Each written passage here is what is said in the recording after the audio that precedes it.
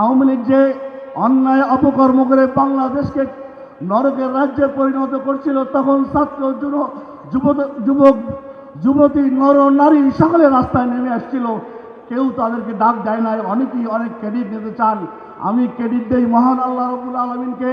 কেননা আল্লাহ তাআলা বলেছেন, আল্লাহ তাআলা মানুষের হৃদয়ের কথা শুনেছেন।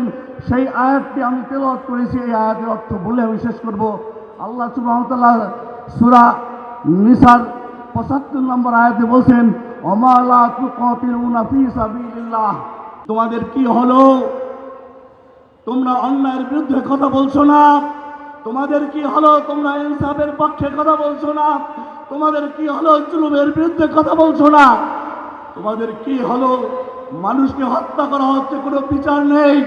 ছাত্র শিবিরকে হত্যা করলে যেন একটা পুরস্কার দেওয়া হয়। আপনারা দেখেছেন এমন সাইকো তৈরি করা হয়েছিল, যাদের মাথায় পিস্তল ঠেকিয়ে গুলি করলে তার মস্তক ছিটে গেলে তারা আনন্দ উল্লাস করত। ট্রাইব্যুনালের চিফ প্রসিকিউটর আপনাদেরকে বলেছেন।